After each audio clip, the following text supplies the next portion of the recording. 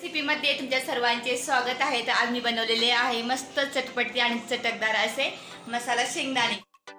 अगदी 5 मिनिटांमध्ये तुम्ही घरीच बनवू शकता। आता शेंगदाणे म्हटले तरी सगळ्यांनाच आवडतात, मग ते खारे शेंगदाणे असू, भाजलेले असू किंवा मसाल्याचे शेंगदाणे असू, म्हटलं चला असे मसालेदार आणि चटपटी शेंगदाणे आज आपण घरीच बनवूया।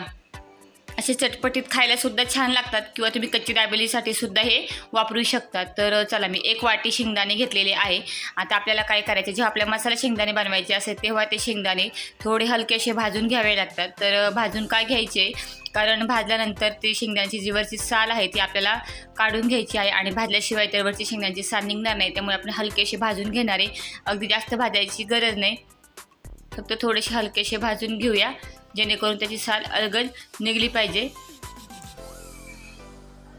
तर चला बघा आता भाजत लागलेले आहे थोडे थोडे।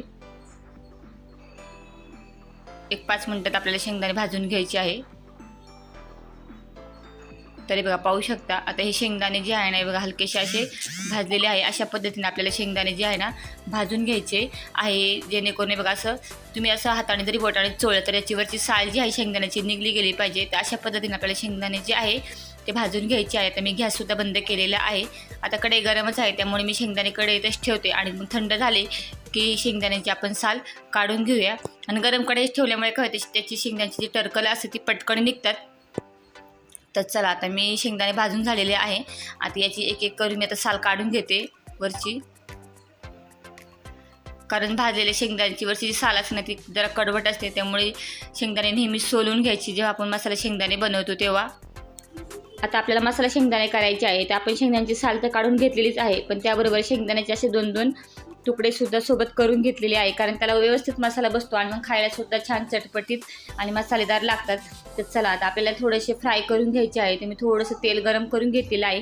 आता आपल्याला काय करायचे, हे थोडे शेंगदाणे ना फ्राय करून घ्यायचे आहे। आणि भाजल्यामुळे काय होतं, अगोदर आपण भाजून घेतलेले आहे त्यामुळे जास्त वेळ लागत नाही, पटकनी होतात।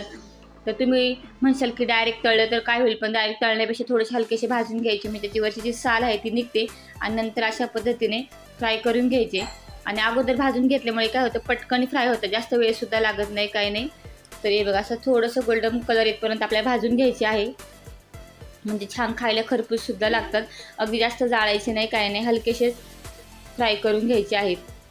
आता हे मसाले शेंगदाणे जर तुम्ही म्हणाल तर जसे आपण खारे शेंगदाणे आवडीने घरी खातो तसेच हे सुद्धा जरी बनवून ठेवले तरी मस्त आपण जेव्हा काहीतरी खाऊशी वाटते तेव्हा असे मसाले शेंगदाणे मस्त चटपटीत आपण खाऊ शकतो। किंवा कच्ची दाबेली जेव्हा बनवतो तेव्हा आपण असे घरीच मसाले शेंगदाणे सुद्धा बनवू शकतो आणि झटपट होतात।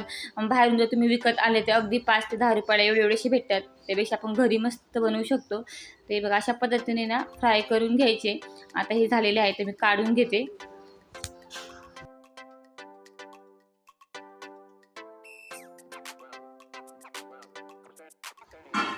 तर हे बघा पाहू शकते हे आता फ्राय झालेले आहे। आता हे बाकीचे जे राहिलेले आहे ना ते सुद्धा मी फ्राय करून घेते। तर चला हे सुद्धा अशाच पद्धतीने आपल्याला थोडेसे हलकेसे फ्राय करून घ्यायचे आहे। तर याआधी सुद्धा आपण खूप साऱ्या रेसिपी आहे की ज्या नाश्त्यासाठी असेल किंवा टिफिनसाठी झटपट बनवल्या जातात, अशा खूप साऱ्या रेसिपी आहे। प्रतिभा रेसिपी यूट्यूब चॅनलला मी अपलोड केलेलं आहे, त्याची लिंक ते मी डिस्क्रिप्शन बॉक्समध्ये देईल। आता उन्हाळा आहे आणि मुलांना सुद्धा सुट्टी आहे, मग आपण नाश्त्यासाठी सुद्धा वेगवेगळे प्रकार बनवत असतो एकदम झटपट होणारे। त्याची लिंक मी डिस्क्रिप्शन बॉक्समध्ये देतच आहे, तुम्ही नक्की पहा। आणि प्रतिभा रेसिपी यूट्यूब चॅनलला तुम्ही सबस्क्राईब करा, म्हणजे नवीन काही व्हिडिओ आले तर तुम्हाला देखील पाहायला भेटतील। तर हे बघा हे फ्राय झालेले आहे, तर मी गॅस बंद करते आणि हे सगळे जे आहे ना काढून घेते। आता अशा पद्धतीने शेंगदाणे फ्राय करून घेतले की आता काय करायचं हे सुद्धा आपण पाहूया, पण त्या अगोदर आपण हे शेंगदाणे जे फ्राय झाले आहे ते पटकन काढून घेऊया। आता तुम्हाला जरी हे तेलकट वाटत असेल तरी याचा तेलकटपणा कसा घालायचा हे सुद्धा मी तुम्हाला सांगते। तर हे बघा आता हे व्यवस्थित फ्राय करून घेतलेलं आहे, मस्त दिसतंय, अगदी पाहूनच तोंडाला पाणी सुटले असेल।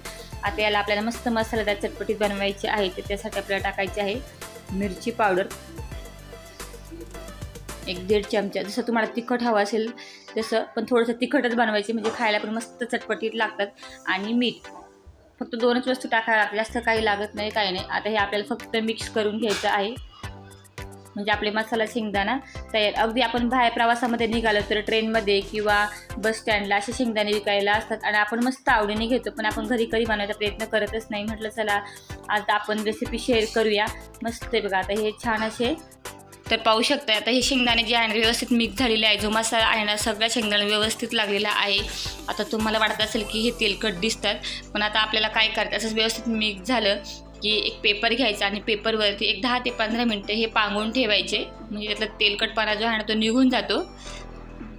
तर हे बघा पाहू शकता. आणि व्यवस्थित जसं आपण प्रवास करताना रेल्वे स्टेशनवरती असेल, बस स्टँडवरती असेल किंवा बाजारामध्ये असे मसाला शेंगदाणे भेटताना आपण आवडीने घेतो, अगदी त्याचप्रमाणे आपण घरच्या घरी मस्त चटपटीत असे मसाला शेंगदाणे बनवू शकतो. अगदी झटपट होतात आणि वेळसुद्धा जास्त लागत नाही, काही नाही. आता तुम्ही जेव्हा विकत घ्यायला जाता तेव्हा 10 ते 20 रुपयाला एकदम मुठभरसुद्धा येते नाही, पण घरी जर आपण बनवले तर मस्त चटपटीसुद्धा होतात. आणि मेन म्हणजे आपल्या घरचे हे थोडे जरी खाल्ले तरी ते छानच असतात. ते बघा मस्त आपले मसाला शेंगदाणे तयार झालेले आहे. तर अशाच नवीन नवीन रेसिपी पाहण्यासाठी तुम्ही प्रतिभा रेसिपी या यूट्यूब चॅनलला सबस्क्राईब करा आणि कमेंट करून नक्की सांगा तुम्हाला ही मसाला शेंगदाण्याची रेसिपी कशी वाटली. आणि व्हिडिओला लाईक करा आणि शेअर करा आणि कमेंट करून नक्की सांगा कसे झालेले आहे. धन्यवाद.